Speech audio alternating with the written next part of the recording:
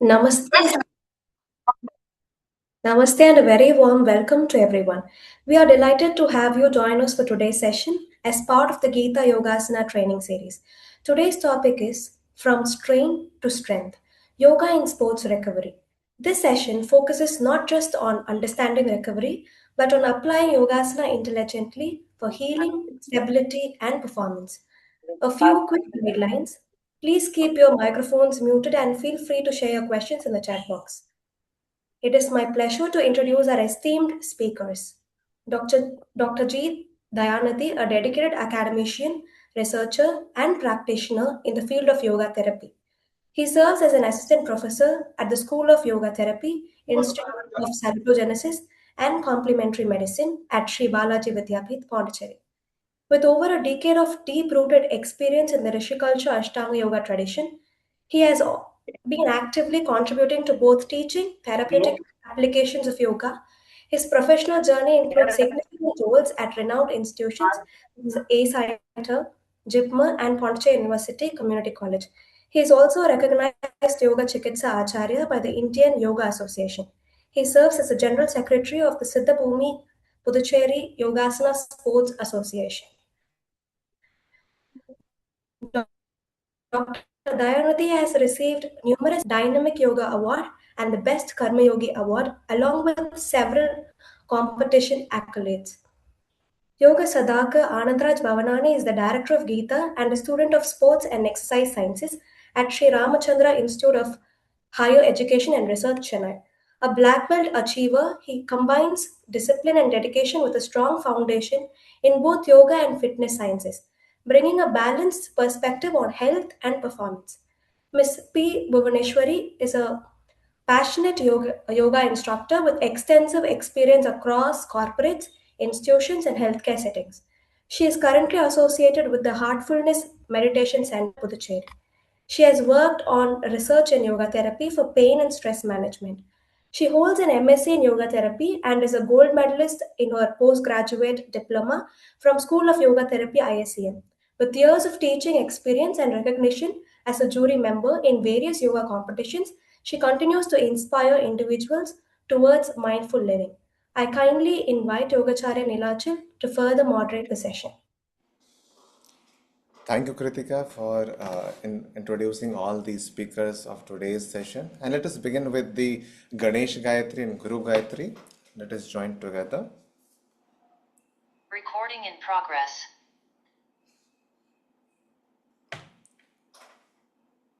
Om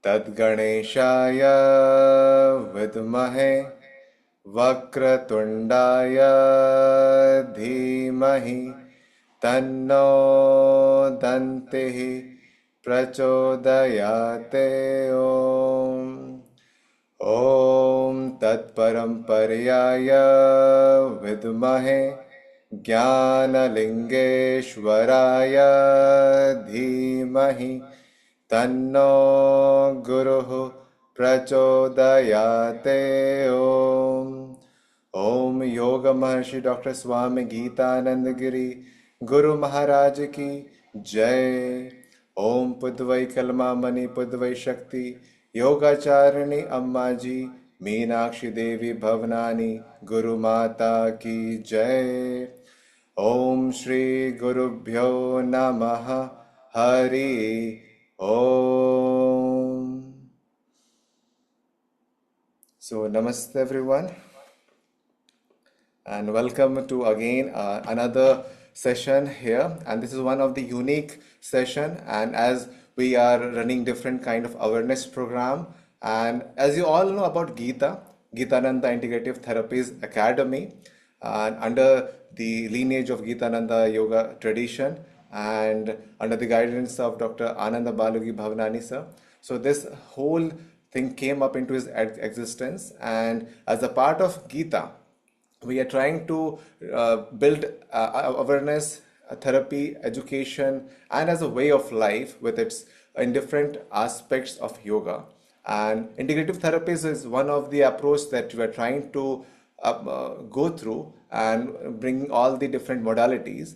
On the other side, when their awareness is needed in terms in for the adolescents, the young age, the asanas are actually a very good ways to motivate them, and asanas as the sports can definitely helping them to know much about them in a holistic way. And when and at this age, people, the children can have a lot of energy and they try to play a lot of sports. And in many sports they have different kind of injuries, and they suffer from different kind of problems. And in that scenario, yoga can play a very vital, indispensable role to rehabilitate. It can help them to recover, heal, and again to get that vitality, the energy, the recovery that is needed to play in that sport. And with that intention, we are here with a webinar, an education program where we are going to understand the injuries and sports, what are injuries in different aspects, and how it can be tackled with different practices, and how yoga can help to recover it. And as Kritika has mentioned all our speakers, and just to give you just a brief about all of them in a very the way I understand them. So all of them are very good in the sports and yoga as a sports and in the sports field. And as Yog Sadhaka Anandraj Bhavrani, he is the director of Gita, and also he is a brightest student in his sports and medicine education that he is pursuing. And he has a broader aspect, and he comes from the lineage where this tradition has come along, and we will be getting to know more about that, where the integration is from the tradition, the lineage that he comes from. The yoga, the teachings are being in the family, in the tradition, and again with the modern aspect that is being integrated, and we're going to know more about that. And Dr. Dayanidhi, Yoga Tilakam, Dr. Dayanidhi ji, and as I always try to mention, if you want to know Dr. Ananda, so if you do not get time to meet him, there are two people you can meet and you can get a glimpse of Dr. Ananda sir. One is Dr. Dayanidhi ji and one is Dr. Balaji. So if you want to just experience how you feel, how know more about Ananda sir, how you can feel, you meet Dr. Dayanidhi ji. So he is a wonderful person, and he is the secretary of Pondicherry Yogasana Sports Association, SPISA, and he has a multiple, as Kritika mentioned, achievements. So he will be giving us more insights in yoga, how it can rehabilitate, and how injuries can be recovered through yoga practices. And last but not least, we have Yoga Chamal Bhuvneshwari P, who is also an athlete. She has been a jury, and she has coached and she has trained multiple students in different yoga practices, and she will be giving us some understanding how the practices can be helpful in injuries and recovery. So with that, we will come to the very aspect. We will try to make it more interactive, and we have divided into different segments actually. And injury is not just a limitation; it is a feedback. And yoga is the practice of learning how to listen and respond intelligently. And today we explore how to recover not just faster but smarter. So this first segment that we are trying to understand is to understand injury. So very important question. So what do we really mean by injury? And starting with Dr. Dayanidhi ji, that from a yoga therapy perspective, how would you explain injury in simple terms for to a practitioner? So starting with that question to you, Dr. Dayanidhi ji. Thank you, Nilachal. Pranams to Parampara, Guruji, Rishiputra Balayogi Anandaji. Thank you for giving me this opportunity here. Uh, and pranams to Nilachal for giving me this chance to express my thought about the yogasana sports, yoga therapy, how yoga therapy actually impact and the same injury. And my pranams to all respected elders, teachers, therapists, and my dear friends. So today I wish to reflect a deceptively simple question: what do we really mean by injury? So at first glance, the answer seems obvious. Injury is a strained muscle, a torn ligament, a painful knee, a stiff neck, or a bad back. That is how modern physical culture usually understand injury. But from the perspective of yoga therapy or yoga chikitsa, injury is not merely a tissue damage. And this is very important distinction because yoga therapy does not act only ask what structure is hurt. Okay, so it also asks what harmony has been lost. So this is a real yogic question. So if you are defined injury in simple yoga therapy language, I could say injury is a disturbance of harmony in the human system caused when practice exceed awareness, capacity, readiness, and inner body. So is Thank it you, audible now? Meg. Yeah, Yeah, is yeah, it audible?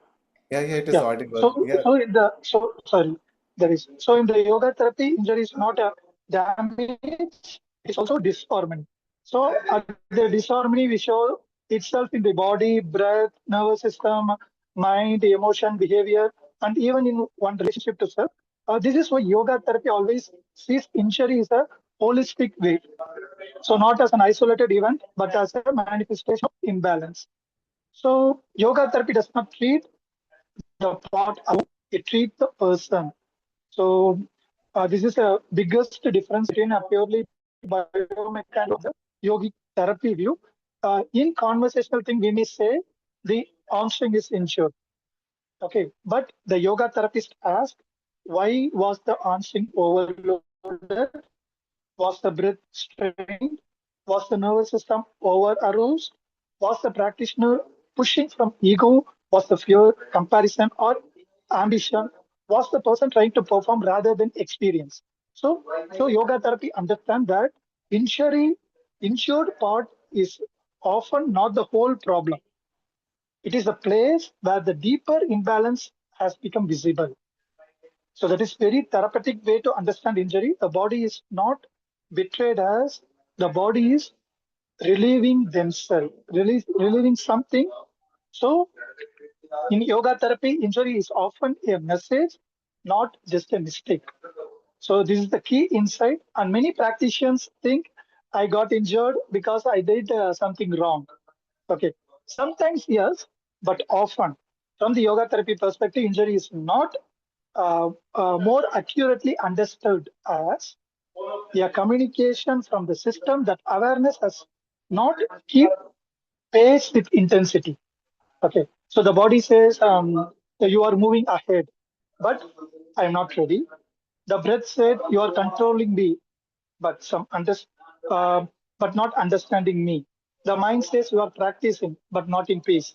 Okay, and yoga therapy teaches us to listen before the system breakdown. Okay, so that is why yoga therapy is not only rehabilitative; it is also diagnostic, preventive, educational, and transformative. Okay, so the in yoga therapy we are using different modalities. So the one of the most important modality we use is Panchakosha modality. Okay, so now if you truly want to understand injury through the yoga therapy, we must use a yogic model of human being. Yoga does not reduce the person to muscle and joints. Okay, so yoga therapy understand the individual through the Panchakosha model, the five sheets. So you know the Annamaya Kosha, Pranamaya Kosha, Manomaya Kosha, Vijnanamaya Kosha, and Anandamaya Kosha. So in Annamaya Kosha, we know that it is a physical body. So at this level, injury is easy to recognize. Spray pain, strain, inflammation, stiffness, weakness, instability, poor alignment, or tissue overloaded. This is a gross physical expression. But in yoga therapy, absolutely respect anatomy and biomechanics, but it does not stop here because often the physical injury is only the outermost layer of the deeper. process. Okay, so the next phase will be the pranamaya kosha, which is energy body. So here the yoga therapy asks how the person breathing. Is the breath smooth or held? Is there expressive? Is there excess pressure in that? Is the autonomic system disturbed? Is there overexcited or depletion? So many injuries are preceded by disturbed breathing pattern. So when breath becomes forced, jerky, shallow, held, or disconnected from movement, the entire internal support system is disturbed. So in yoga therapy, we understand the body without pranic harmony become more vulnerable to injury. Okay, that is why therapeutic correction often begins with the stretching, but with breath restoration.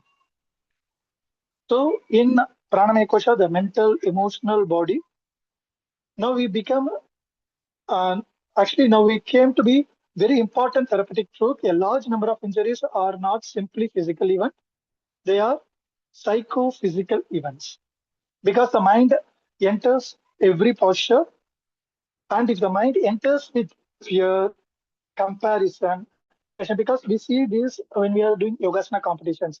So insecurity, competition, frustration, and self-violence or self-violence. Okay, then the body will eventually pay the price. In yoga therapy, we often see that the real cause of injury is not the lack of flexibility; it is the lack of mental sattva. Too much rajas, too much restlessness, too much wanting, and too much proving. So, and this is especially important in Yogasana competition setting. Competition itself is not the enemy, but if the mind became disturbed, identity driven, or externally validated, then the practice loses its therapeutic intelligence and the yoga is no longer healing, it became formative strength. So in Vijnana Kosha, uh, the wisdom discriminant layer. So this kosha is centered to yoga therapy because here we ask, what did the practitioner use viveka? So discriminate wisdom. Okay. So just because one can enter a posture does not mean one should. One just a pose is beautiful does not mean it is beneficial. Uh, just because it earn points does not mean it is therapeutic.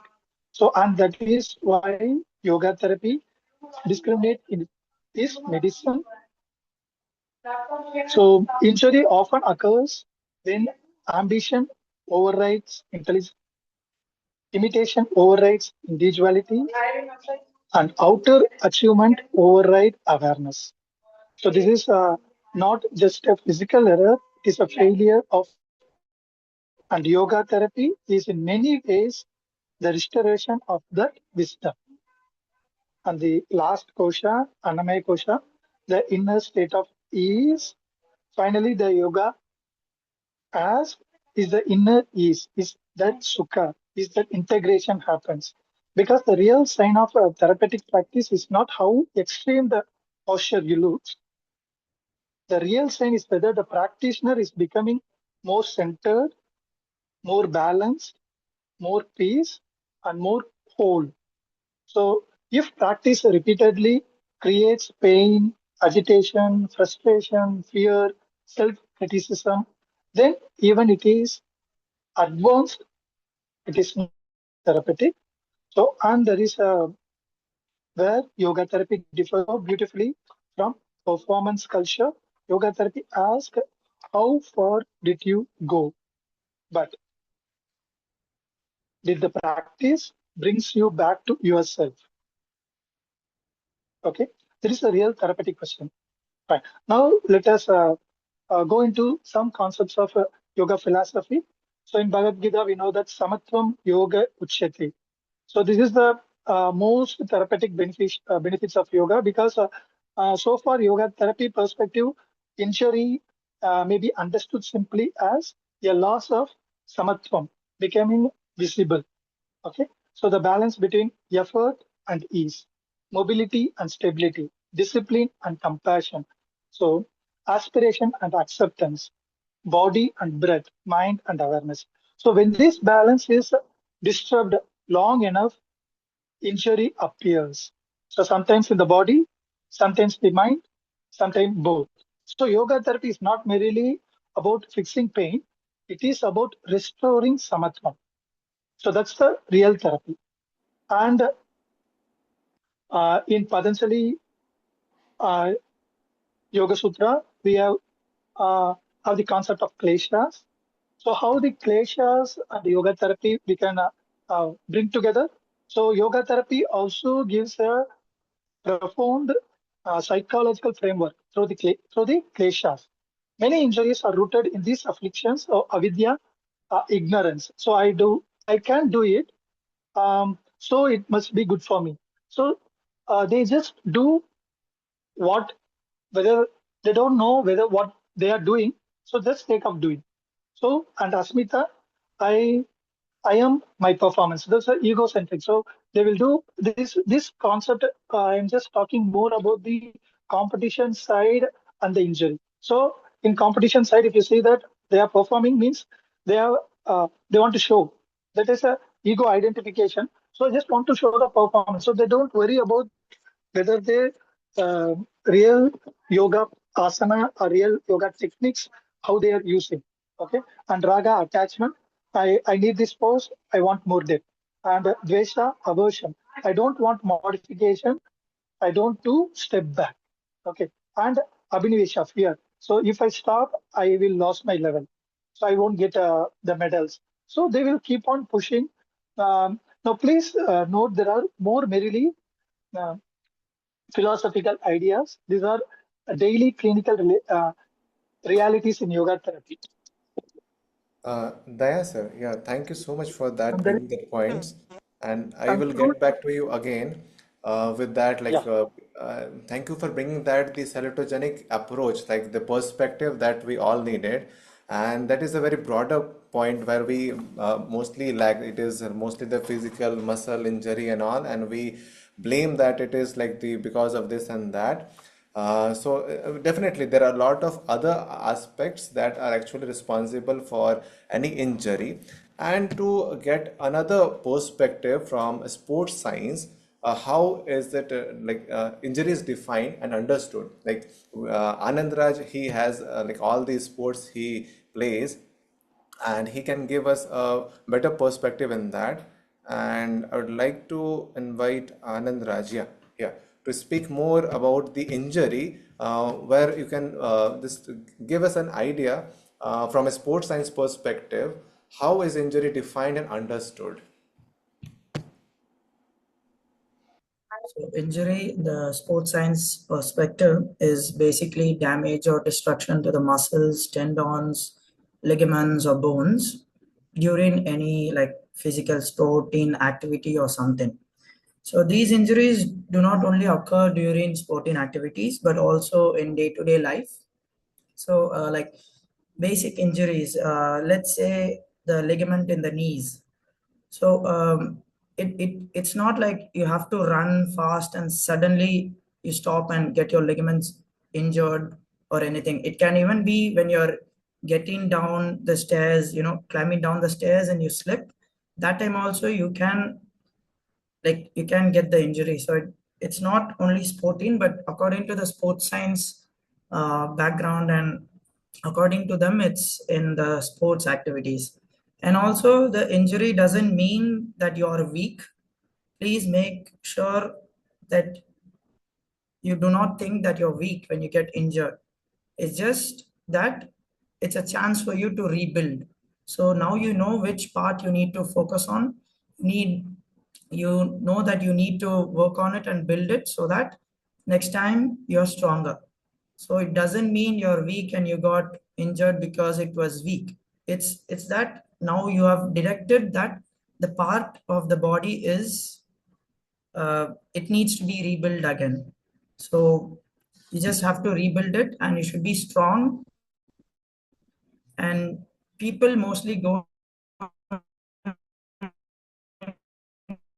into stadiums stages of grief after an injury. They go to get back and you need to rebuild. So that is just the basic thing I wanted to tell. Yeah, thank you.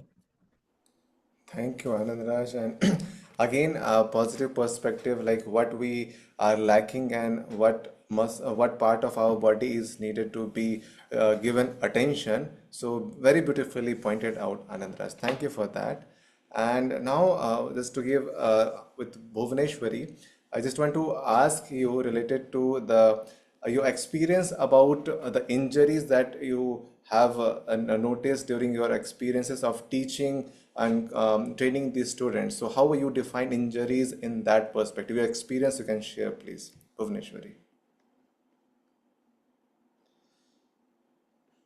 Yes, I would like to thank everyone for giving me this opportunity and believing me that I can answer all your questions. First thing, thank you all for that. And towards the question injury. So the first thing I would like to share is we should not wait for injury. The thing is we have to act even before going into the injury part.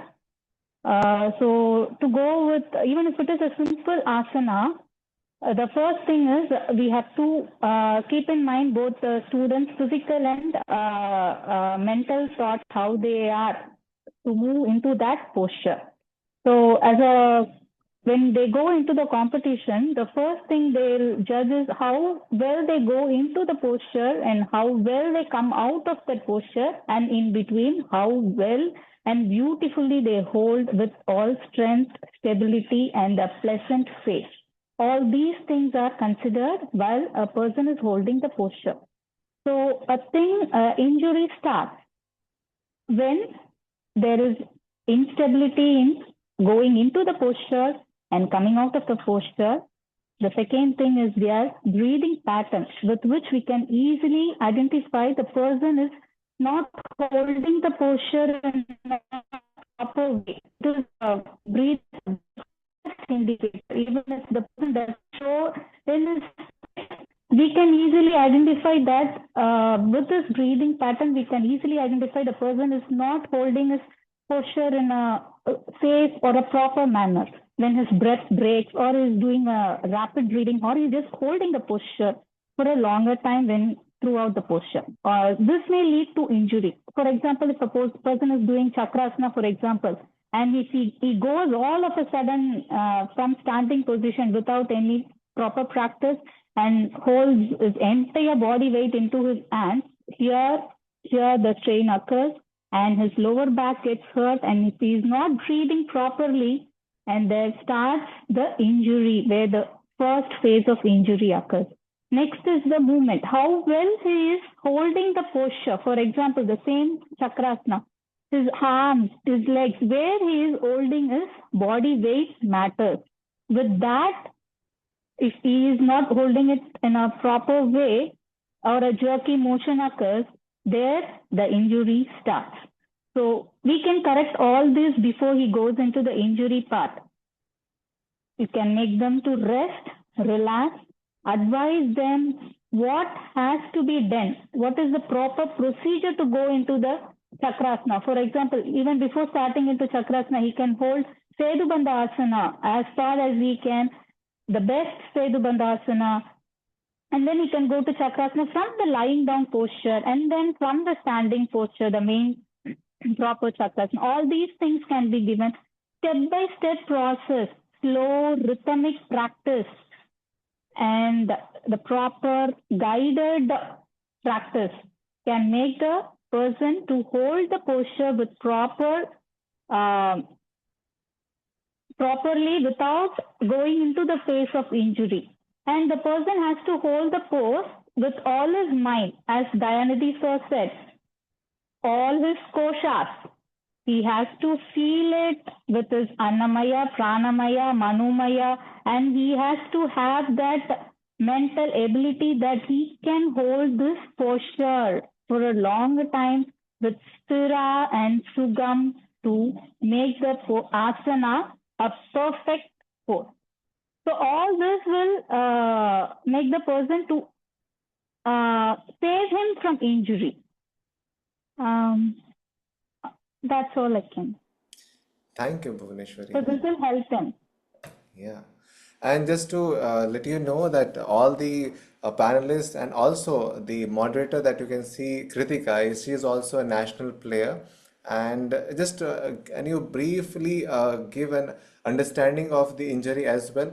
And just every the audience to let know that she is a national player and participated in all the national Yogasana competitions, and she won a lot of medals and in Yogasana sports and many more achievements she has. So just to give a brief in injury, if you can summarize uh, what is injury. I've seen a lot of people like while performing itself, they'll stop in between and then they'll come out like they are prone to injuries. And the best thing is, like as Bhavana ma'am said, we should not wait for that till that injury. We have to get ready while we are practicing itself. That was what I too felt. And like Anand Raj said, like we have to rebuild. That's one thing, because when I was doing also, I'm doing like Ekapasarasana, I'll be trying harder and harder to bring it down to my till like pushing my deadline so that I could do like the other top athletes across India. So I should have relaxed a bit and then tried it again and again, because every single day I do for that one day only I'll practice and then I'll leave because I got that pain, so I'll leave that. I think it should be like Bhavana ma'am said, it should be rhythmic and it should be followed in a correct pattern so that I don't skip just a day and then like leave it off for the upcoming day. So I should, yeah, I've learned so much from these people, and that's what I do wanted to say. Thank you. Thank you for sharing that, Kritika, and nice to see Devsana ma'am behind Anand Raj. Namaste, ma'am. And as you can see, that all the practical and very rehabilitative, and the approach is very much healing in that way. So you can understand how Gita has its approach in dealing with the asanas and training. So in the Gitananda Integrative Therapist Academy, we are just basically trying to have these kind of approach where we are going to train the participants in asanas and also for the rehabilitation. So Dr. Dayanidhi ji and Bhuvana, they will be they are actually doing in that area to rehabilitate and to train the students. So without taking much time, I would like to invite Dr. Ananda sir, who has been a sports person during his younger age, and he is also young now also. So I'd like to invite sir so to share his experiences when he was playing multiple sports, and to let us know how the injury, what actually injury mean, and in basic terms and in yogic terms that we can understand. Over to you, sir. First of all, congratulations, Nilachal, on this topic, and it is very, very heartening to listen to Daya, Bhuvana, Anand Raj, Kritika share their experiences. In fact, listening to Daya, I was feeling he's become so wise. So it is very nice to hear Daya speaking today. Coming to the topic, when we talk about injury, all sports people at some point of their career go through injury. I don't think you can be a successful sports person without injury because it's part and parcel. And this is why Swamiji used to tell us that you don't see too many old sports people on this planet because most of them get injured and die early. And so, on one side, we say sports is good for health. On the other side, you don't find too many old sports people. So, there's some inconsistency there. And I think the inconsistency that drives injury is the competitive spirit. So I remember as a young man when we were playing cricket and played up to district level, combined district of Tamil Nadu, and again football and other games when we would play. And Coco was a very favorite game we used to play, which is why and when Anand Raj plays it also, I feel happy. And when Divya used to play it in school, I used to be happy.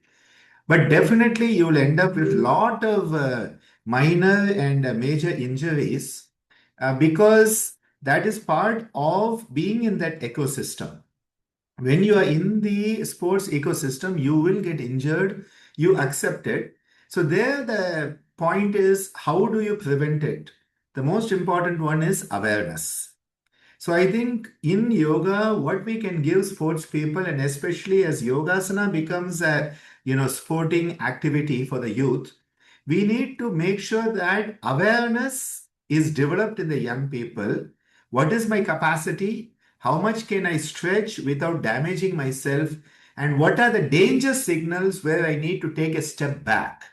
Just because my fellow competitor has gone one step further that day and I want to win the gold medal, I do something which is beyond my capacity, I get injured.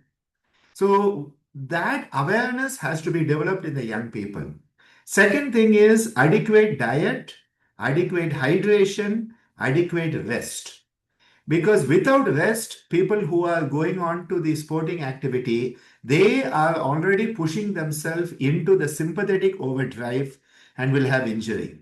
So what we used to find is that before a match, one of the biggest issues is you cannot sleep because you're worried about what will happen tomorrow, how will it happen. That damages you worse than anything. So what is very important here is the concept of Ishvara Pranidhana, that you are to practice. When are you to practice? 1 month before the match, not the night before the match. What do we do? 1 month before the match, we goof off, and then night before the match, we practice, and that is where the problem comes.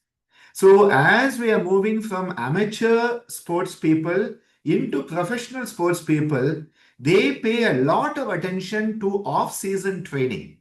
Off season training is very important to prevent injury, not just during competition. Similarly, hydration. If your tissues are dehydrated, they will get damaged. So, hydration is important. Again, rest. Without rest, there's no healing. So, this is what I wanted to share because I remember a lot of issues with this, and injury is inevitable. There will be injury, but can you minimize it? And again, can you recover from the injury faster? Can you recover better? That is where yoga as a therapy comes into this perspective. So, thank you for this beautiful topic and all the sharing. Thank you, sir, for sharing that wisdom. We will call you again in between whenever we need more such guidance. Thank you, sir. Thank you so much. Now, coming to the next part of this segment, where we are just trying to understand the practical recovery aspects. Now we have understand what the injury is, and let's look at the actual what goes wrong during recovery. So I'd like to ask Anand Raj, from a training perspective, like what are the most common mistakes people make during recovery? Like why do people tend to rush back too early, even when they are when the body isn't ready? What sir was also mentioning. So what do you why do people tend to rush back too early, even when the body isn't ready? So can you just throw some light on that, Anand Raj? So this kind of deals with ego. So ego kicks in when you're injured. Um, so basically, sporting athletes do not like to do nothing. Like they like to go around, run around, play around, do something or the other. Or either it's the opposite. They just sleep, like total rest. So in that case, when it comes to the recovery period, you're basically doing like minimal stuff, like the basics. Like you're taking care of the injured part, you're taking care of your body, taking everything slow, which you see, the slow part is the part that we do not like. So we want to move, we want to play, it's like that kind of activity. And recovery is totally like, relaxing your body, you're getting back, you're strengthening the injured part, you're medicating it. So it's not in our favor of line. And then the next part is also, um, so I said like stages of grief. So what happens, this deals with psychology where the injured athlete starts to question and starts to not accept that they are injured. They cannot accept that it has happened to them. and that's when the sorrow and sadness kicks in. And because of that, they're like, why did this happen to me? They do not think, excuse me.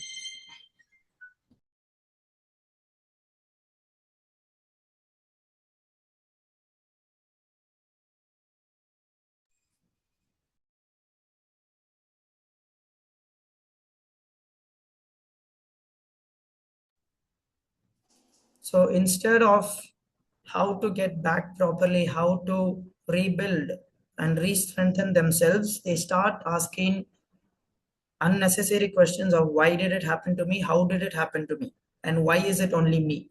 Because like others around them would be in their own playing state, or they'll be doing their own work. And when the athletes cannot do their work, that's when it hurts them the most. So that is when the rush kicks in. So we want to rush back, we want to go back, we want to play because we have the passion for the sport.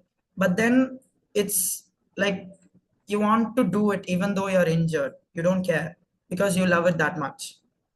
And also ego in the sense like others would be like, see, you're injured, you're weak, you got injured. And how did you get injured? You see, I am strong. So others provoke. So when that happens, your ego kicks in and says that you can also play even though you're injured. And then what happens, you try to symbolize that you're strong enough to play with an injury, having an injury and playing, which is not, it's not the right way. So that is the main things that happen, main things that go wrong. And they do not take proper consent or proper, they do not meet a proper physio. They think they're athletes and they know everything and they just do it on their own. Even if it's a small injury, they do not visit their physio. They just directly, they're like, okay, we need to apply ice for this and it will be fine in the morning, the swelling will reduce. But then you never know, even though it's a swelling, you never know what's inside. You need an x-ray or something to know what's happening inside you. Even though you don't feel it, there's something inside. So you need to, go in the proper way, proper, take your time. Like the most common injuries, like in most of the sports, would be the ligaments in the knee. If you guys have heard about it, mostly it's the ACL, anterior cruciate ligament, which is mostly damaged easily because even in day-to-day life, people getting like climbing down the stairs. I've heard people getting down from the car, slipping and getting their ligaments torn, which is like unbelievable because it's not even a feet. Like the height from the car to the ground is not even a feet, and yet they get injured. So it can happen in a fraction of a second. So those injuries, so that is what I'm saying. It's very common and crucial, and it takes time. That is the main thing. So an ACL injury would take at least a year, a whole year, 6 months to rebuild, and then another 6 months to come back to your sport. So it takes a big verification process, a really long time. And that whole 1 year, people are not ready to sacrifice it. They're like, oh my God, I'm already aged, I cannot play my sport, blah, blah, blah. But then you see, you need to fill in the criteria to get back properly. Otherwise, you're going to get injured again. And as many times as you get injured, that's when you easily damage your body and your lifespan reduces. So people should understand that they need to take time, take proper rest and recovery. Most people also don't do the proper recovery. They think that rest is enough. It's called rest and recovery, not only rest. You need to recover also. Just sleeping, just resting doesn't mean you're gonna heal. You need to, help. You need to aid up the healing. You need to take the proper medication. You need to properly strengthen the whatever the ligaments or tendons or the muscles. You need to properly take care of it. As Dr. Ananda said, you need to take proper, diet. The diet plays a role. You get the nutrients for the growth of the ligament or muscle or anything. And you need proper rest, which also comes into recovery. And then you need to take proper, from the physio, whatever they do, you need to properly support the muscles. You need to tape it up and all those stuff, support it so that it doesn't get injured again. So there's like this long process that you need to follow up, and you should never skip the process. If you skip the process, you're going to get injured again. So the proper way of following the process helps you to come back to the sport properly. And if you do that, there will be no mistakes. Otherwise, those are the common mistakes that all athletes do. All athletes, they just barge in and go back to the sport. They're like, nah, I'll be fine, and they go back to the sport. There are many examples, many examples that you guys would have seen around. Lots of sporting people, even in football, you'd see Neymar. He, like, again and again, like, gets injured even though he goes through the proper process. There is something that he does wrong that makes it, makes him get injured again. He has a problem, and he takes the time, but then again he gets injured because the small errors. Even he is going through the proper process. Even though he is going through the proper process, he still gets injured, which explains even minor small, like, defects can, like, destroy the whole time that you took.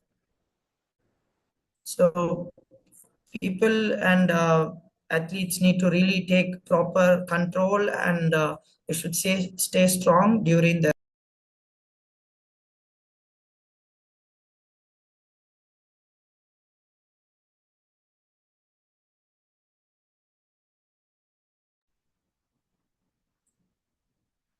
Yeah, that's it. Yeah, okay. Thank you for bringing out that important and most common mistakes people make during recovery, and the process part that you mentioned, and that is very much important. And even the smallest steps, the part of the process, if it is neglected, it can lead to the recovery process, to slow down the recovery process. So thank you for giving that practical thing that you have seen and you have experienced with other people. So thank you for sharing that. And when we talk about recovery, I would like to, in practice, I would like to ask Bhuvaneshwari regarding that. And I was seeing like your son was coming again and again behind you, so it is very good. And yesterday he was practicing some Yogasana and Yoganjali in Natyalayam. So yeah, if he comes, let him come back to you also. So just question to you, that in practice, how do you help someone balance movement and rest during recovery? So yes, Bhuvaneshwari.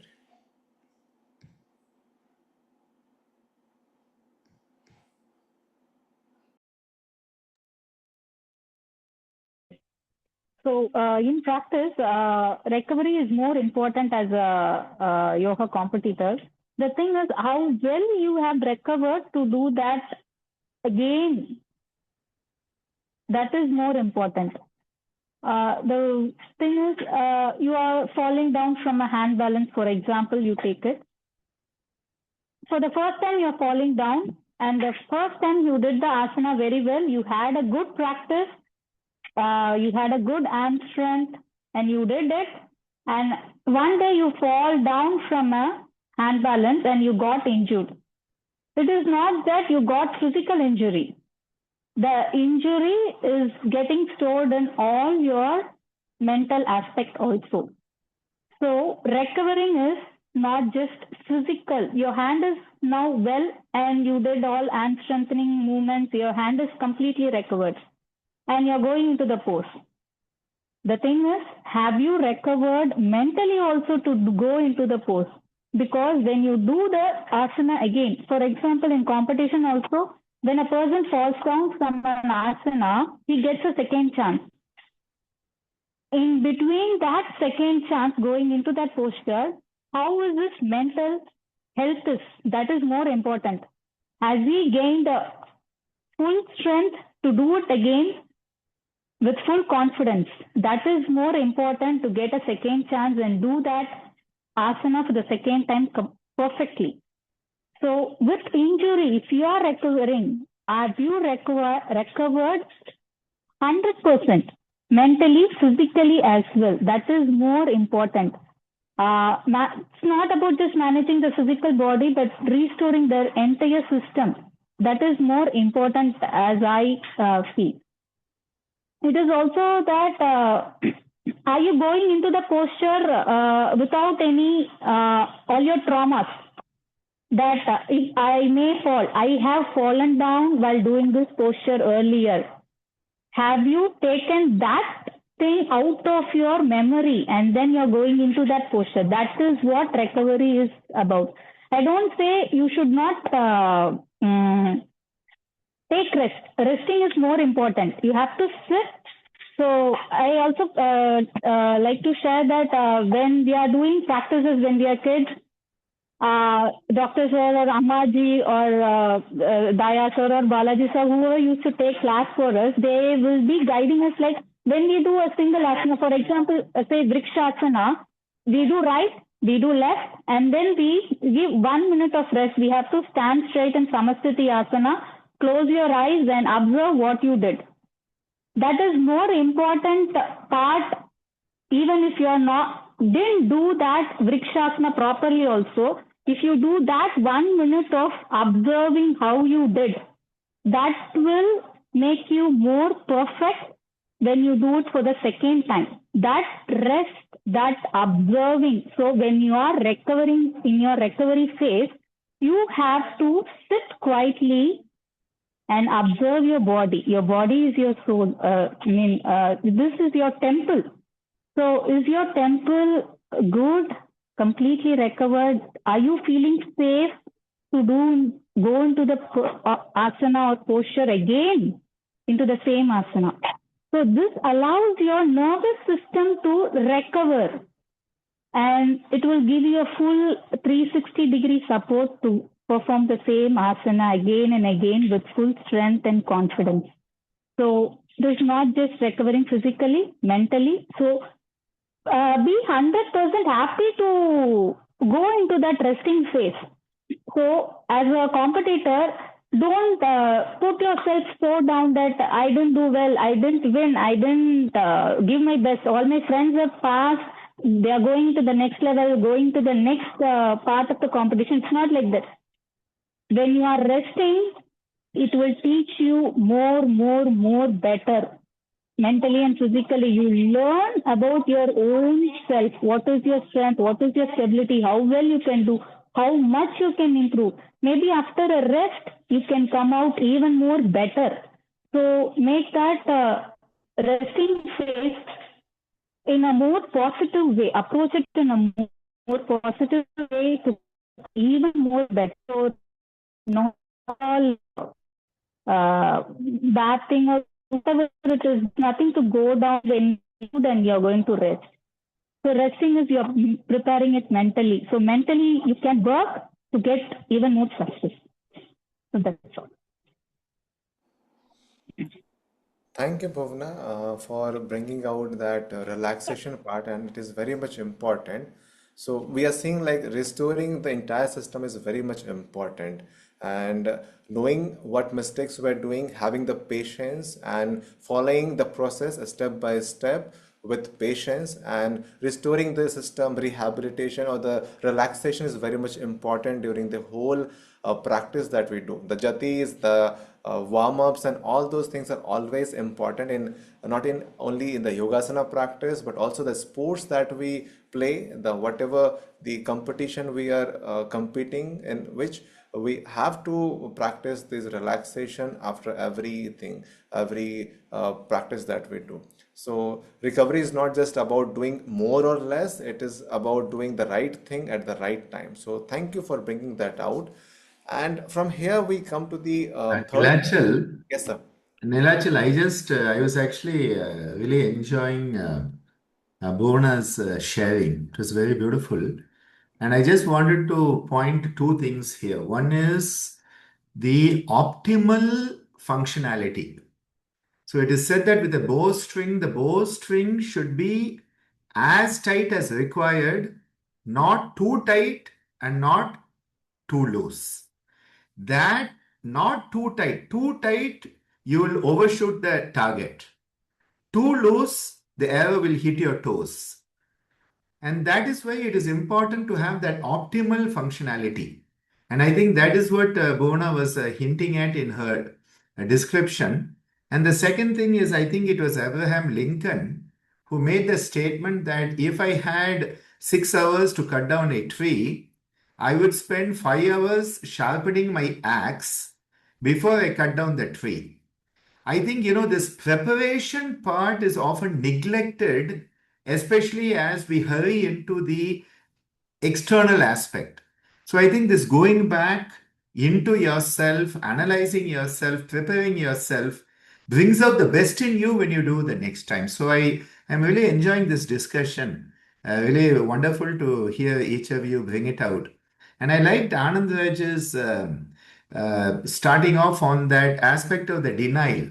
You know, we deny because what happens is we don't want to accept I'm injured. We don't want to accept that I need help. And so we don't seek help. I think that is a very pertinent point in recovery. If we don't accept we are injured, we cannot seek help. And if we don't seek help, we are not going to get help. I think it's a beautiful, really enjoying myself. Good job. Thank you, sir. And really, the sharpening the saw is very much important, and we always focus on the final output, not focusing on the process. So it is very much important to restore doing the right thing at the right time and following the process. So coming to the next part where the yogas as the application we can use, and if someone is currently dealing with some strain or injury, what can they start doing from today itself? So that is the question like that can come upon when we talk about yoga as a recovery or rehabilitation. So here I would like to invite Dayanidhi ji again to help us understand and guide us with a simple the any pranayam or the breathing approach for recovery and what practices that can be done for starting for any recovery or rehabilitation. Over to you, Des. Yeah. Thank you, Nilachal. So, um, in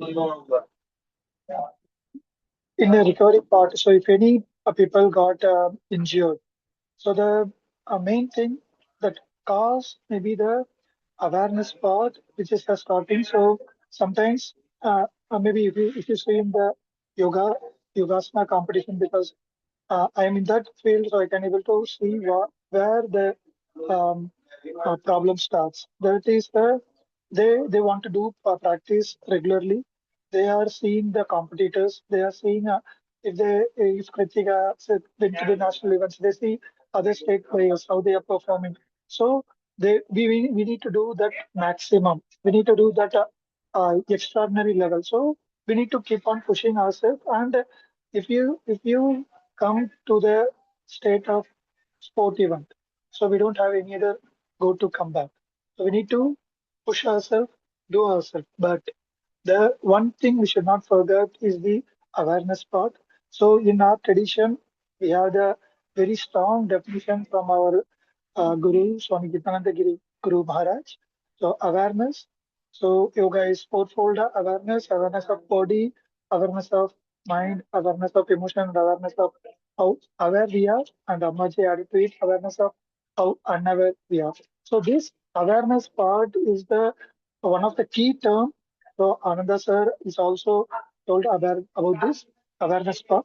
So once we are aware of what we are doing, so then they can able to realize that whether this is the possible thing I can able to do or come out from that. So for to create it or to observe it, we need to be slightly slow down our process.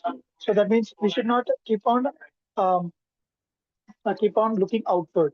So in the modern scenario is that we are keep on looking outward to uh, think that this is the best thing. So we can able to do that.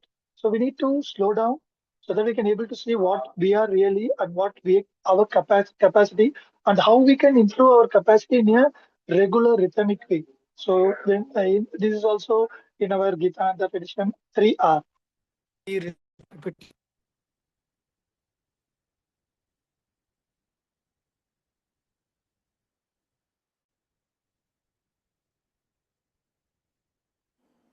We lost you there, so the audio is not coming.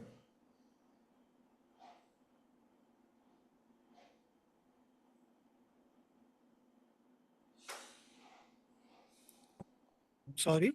Yes, yes. Now we can hear you there. Yeah. Sorry. Is it, yeah.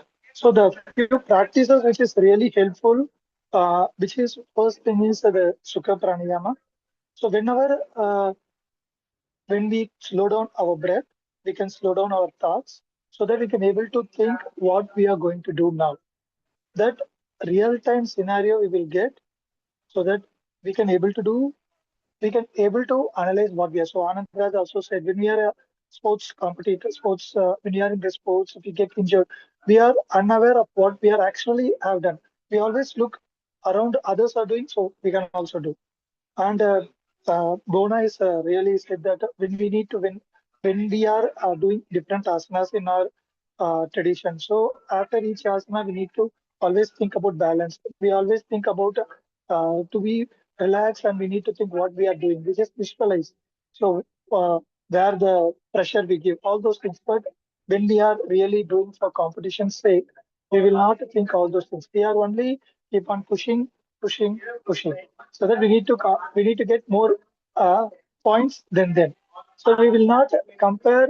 We here the yoga is not there. Only the yoga sports is there. So while we are doing yogasana competitions, while we are doing any sports, there are different activities. But in most of the sports, they are giving the therapy side. They are teaching meditation. They are teaching breath awareness, and so many things they are doing. But few practices in our tradition is really helpful. One is the Sukha Pranayama, simple breathing, but it is not simple. So it create the foundation. This is a foundation because so many people, when we are saying they are breathing, but whether they focus the breath. So the focusing on the breath is the first step of rehabilitation, a first step to come out from the injury. And the second part is uh, chanting, pranava pranayama. So these two practices really helps a lot for to understand that they are, and from that point they can able to start and they can know themselves better, so they can how long they can able to um, come back to the position, because when we get hurt, the medicine can able to cure, but the process we need to restore ourselves to the original position can be only done through relaxation practices. Okay, so this mainly this pranava pranayama, even we can do pranava pranayama in shavasana, so that will give a better relaxation and better understanding about ourselves, and for to uh, do the pranayama with the starting of Sukha pranayama. These two pranayama plays a major role in understanding themselves, and they can able to do um, uh, understand where they are, and they can able to do the starting phase from from that point, and they can able to come out from that easily. So without knowing where we are, it is so difficult to where to come out. But once they know we are here, so then it gives a idea to how we need to proceed further to get out from that place and to get restore their energy and to come again for the event. Thank you, Daya sir, for bringing out the fourfold awareness and the fifth one as well. And the breath and the pranayam practice are very important, essential in building the awareness. And coming to the next question to Bhuvneshwari, can you suggest some movements or any other practices in yoga rehabilitation that can help in the recovery?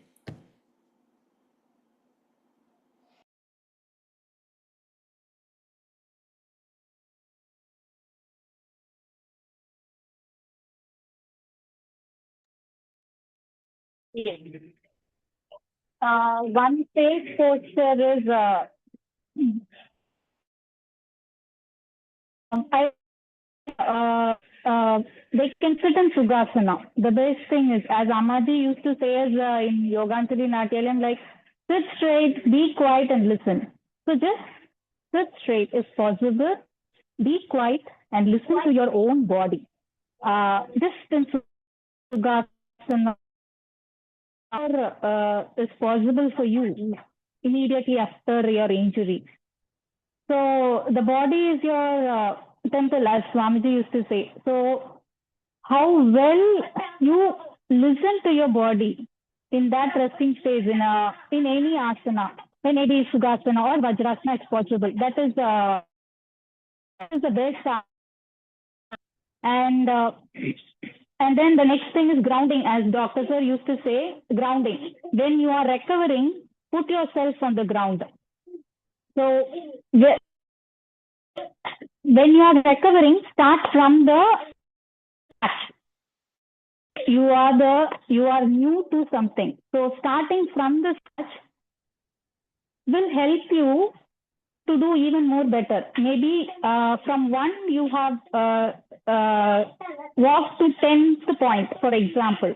Maybe at the 4th point or 5th point, you would have done something wrong, which you might not know. At the 10th point, you had met the injury. So when you start from the scratch, again from 0, and you go back to 1 or maybe 10, at that 10th point, you may not find that injury if you put again yourself to the ground. That is more important. So that's all. And you maybe if possible, you can practice Vyagraga Pranayama also if it is helpful, or Chaturpada Asana, just crawling forward and crawling backward will help you to recover mentally also even more better. Or just Sukhasana and sitting quietly and observing and listening to your body. That is enough while you are recovering immediately. That's all. Thank you, Bhuvna. And those who don't know the Vyagrit Pranayam, Sukha Pranayam, so there are a lot of practices in the YouTube, in Dr. Ananda Sir's YouTube channel. So you can go and have those sessions, or you can just type these practices, and you can get the videos of all the practices in that. And there is a series of the scintillating Saturdays and all, where you can get a lot of practices. So these are actually tools which can help in the recovery. Now, coming to, last but not least, Anandaraj, can you just also give some idea about how yoga can help in the rehabilitation? Any practices, any suggestions from where yoga can be helpful in rehabilitation? So nowadays, if you have noticed, you can see that all sporting athletes have started doing yogic practices. Like it can either be pranayam, it can either be asana, and also kriyas also are involved. So all the athletes now are being taught about yoga in a different way. It's like it depends on who teaches them. So they are taught that yoga can help them to, basically not only for injury and, rehabilitation, not only for rehabilitation, but also it helps to prevent injury. Like, it's like a prevention method of injury. So as we all know, yoga can, strengthen, it can also relax, and it can do much more. It can do so much actually. Like we basically know what it can do. So like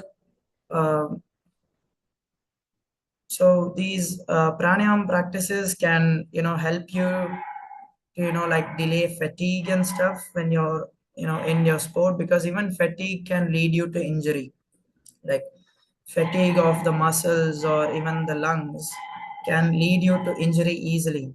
So pranayam practices can help you to build up your aerobic and anaerobic capacities, so that while you're performing your sport, playing a match or anything, you can withstand the pressure and delay fatigue, which prevents you from getting injured. And also asanas, on the other hand, it helps to stretch the muscles and relax them, and hence the muscles do not, they are not tight or rigid, so it increases like mobility and flexibility, which helps you. So not only the muscles, also the bones, it helps you to unlock mobility degrees of so the range of motion of the joints is you can develop even better range of motion, which helps you to prevent injury again, because when there's restricted range of motion, it's more likely to get injured. So all these ways it helps yoga, as I said, in pranayama, in asana, and kriyas, which unlocks your mobility and flexibility, and also in the strengthening aspects of activating the muscles during postures, asanas. So what happens is your muscles get activated and also strengthened, as when you have that concentration and relaxation of the muscles, it helps them to build. Every concentration and relaxation of the muscle is making the muscle work, and as much as you use the muscles, the more it repairs itself and becomes stronger. So basically you're not like strengthening the muscles doesn't mean you're making just the muscle bigger. It's basically damaging the muscle, and then it becomes a better version of itself. It repairs. So there's more growth of fibers. There's n number of growth of fibers, which helps it to become bigger and stronger. It's not that you're making just that single fiber become big. It's actually tearing up the fibers and making it, it's overlapping and growing so that it becomes stronger. So when it becomes stronger, there's more explosiveness, there's more strength of the muscle, there's more endurance of the muscle. So that also helps you in the sport aspect. So basically yoga is like an all-rounder, and that is why all these athletes have started doing yogic practices. You can see teams that use yogic, all these asanas for stretching. You can see them doing the breathing exercises to increase uh, their aerobic and anaerobic capacities, and etc. You see, like basically you can see yoga helping in all angles, like totally every single angle.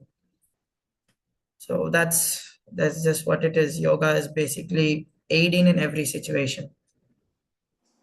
Thank you, Arandraj. And you reminded me, like when I was working as an yoga assistant coach in Sports Authority of Jharkhand, where it was compulsory for all the sports students to come and take part in yoga. They feel bored in sometimes, like mostly, but they have to come and do some stretches and relaxation.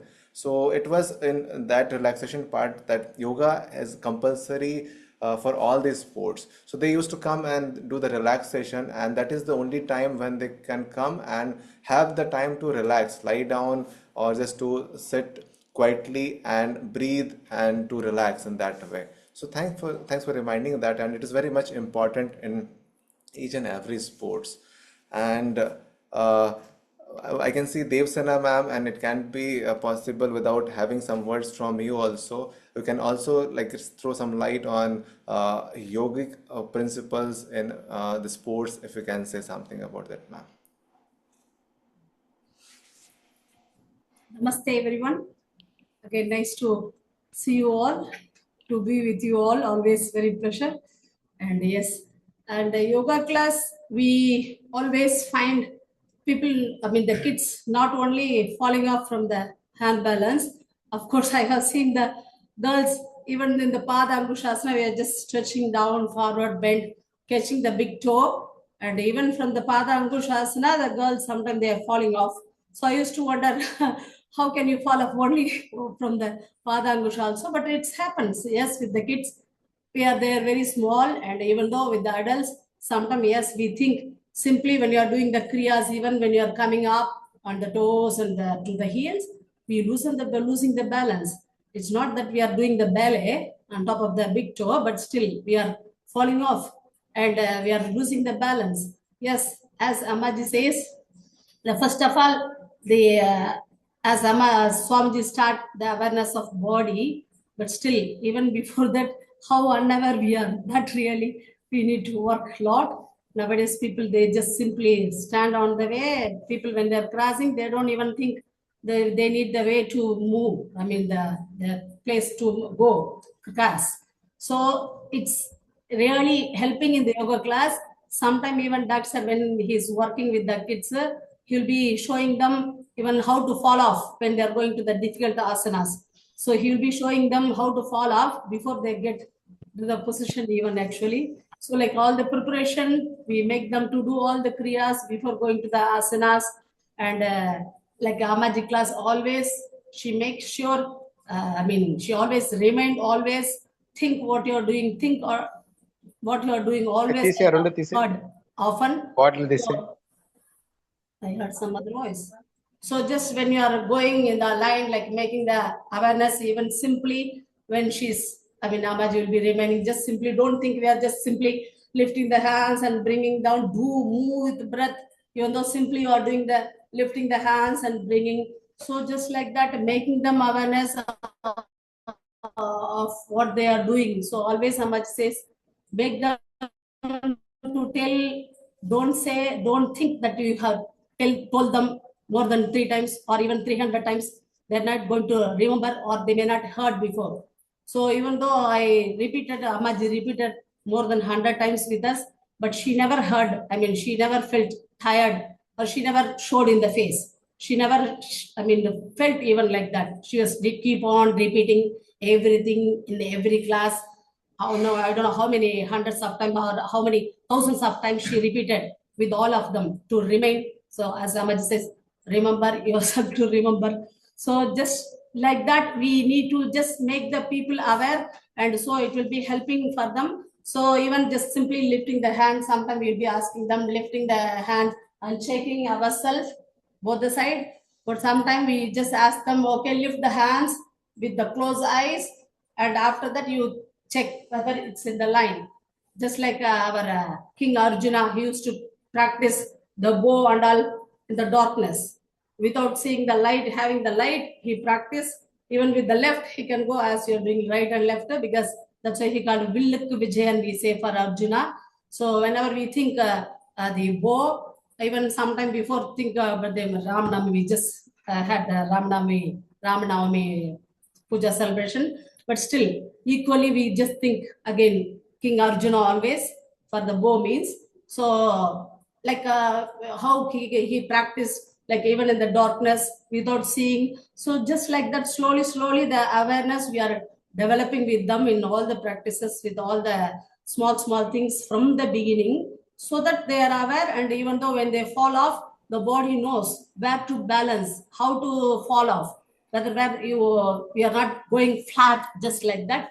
So it's slowly developed actually. So yes, as that way, we are very fortunate to go with Amaji classes, and she made us to be at least what we are doing, to think about that. So even though when I fall off, it's not really I'm not going, I'm just almost going and at least balancing. Even though I totally fall off, I'm not really getting too much, hurt.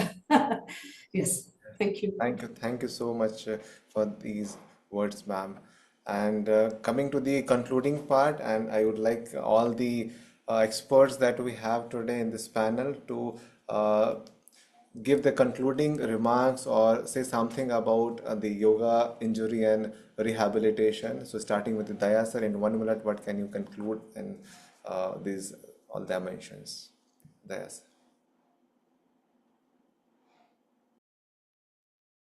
So, is it audible, right? Yeah. Uh, yeah. To me, according so injury is not merely the physical damage, because if you say that from the point of yogasana sports, from the point of yoga, I'm telling that because if you take injury from the point of taekwondo, we can't able to provide, because one person can able to protect and other can kick, so injury may happen.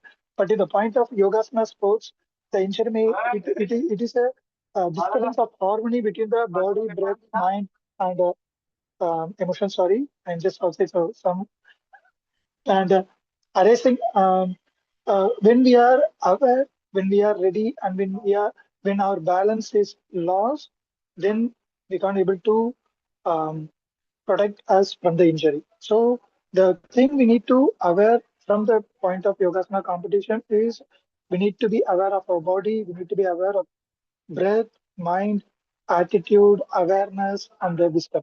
So, in yoga therapy, the pain is not the enemy, and awareness is. So, we need to be really work on it. So, how to bring ourselves safe?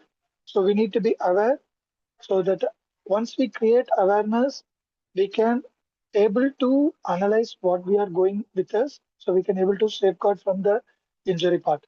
But in other sports, how we can able to safeguard once we are realize what we are, then we can able to come out from it easily, not easily, but we can come out from it when it needs, when the proper relaxations, proper rejuvenation will occur. So, and then he can able to come out and he can able to deal with it in a much better way. Thank you, Daya sir. Thank you for being here and giving this all remarks and the concluding this how yoga rehabilitation injuries all come together. And to let everybody know that Daya sir is still in a training program and he is giving the session from there. So thank you for your valuable time, Daya sir. Thank you for joining and thank you so much. And over to Bhuvaneshwari, if you can give the concluding remarks in 1 minute.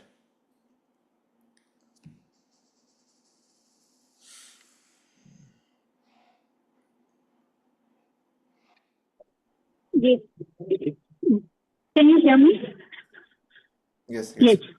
So comparing to other sports, getting injured through yoga is not like uh,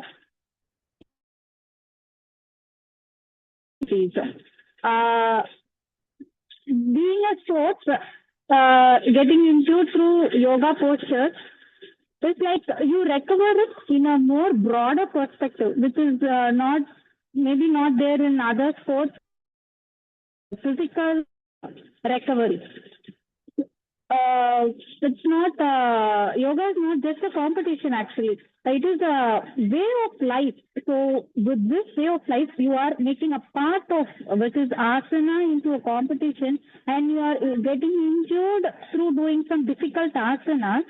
So it is not that you recover only with your physical health. You recover with all your mental and all aspects of like overall well-being will be there when you recover through yoga. That is the best thing while you recover out of yoga. That's all. Thank you. Thank you, Bhuvana. Anand Raj,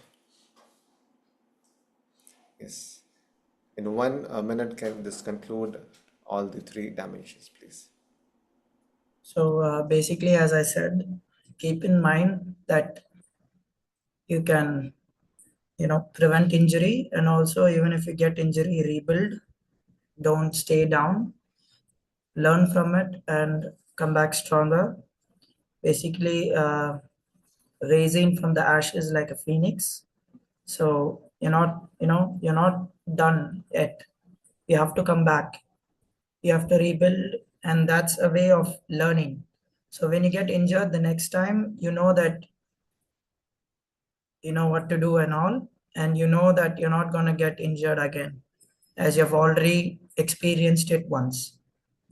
So just keep in mind that your human body and human mind is capable of anything. We have the choice, we have choices to take, we have the freedom, and we have the senses to work it out. So take care, and everyone stay strong. Thank you. Thank you for those very important words. And Dr. Ananda sir has also mentioned, learn from it and come back stronger. So thank you for those words. And last but not least, I would like to invite Ananda sir for giving us concluding remarks and for this whole session. Over to you, sir. Now, first of all, I think I have enjoyed every moment of this session. So thank you for putting it together. Excellent job, Nilachal, Daya, Anand Raj, Bhuvana, Kritika. Really, really, it has been an amazing session. I've enjoyed every moment. And I think I've got some very, very key messages from it. And I think, focus on the process was a very good message from Anand Raj. Also, the learn from it and come back strong. I think that's something that we all need to keep. Similarly, Bhuvana's point on finding that rest in between. I think that is a very important message to keep in mind.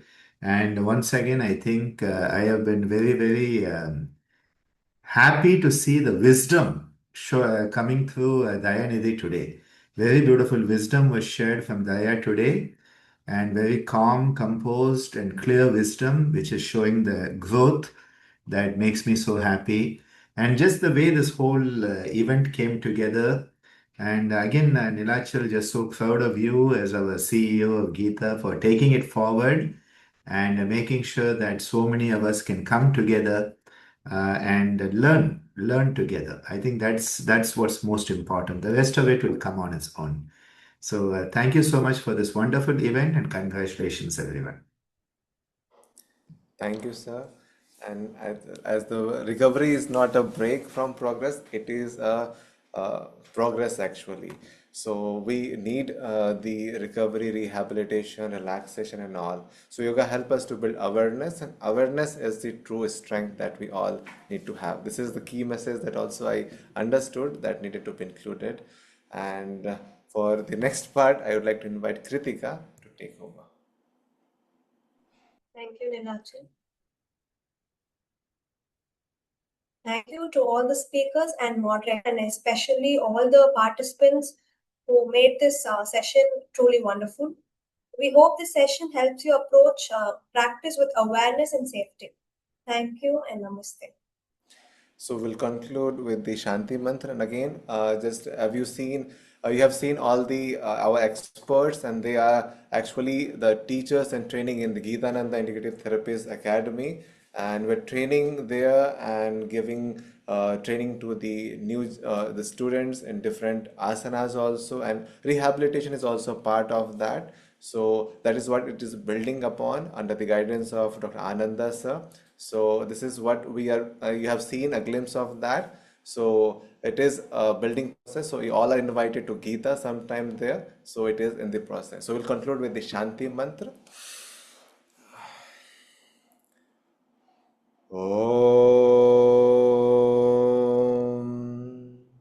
Loka Samasta Sukhino Bhavantu Sarve Janaha Sukhino Bhavantu Om Shantihi Shantihi Shantihi Om.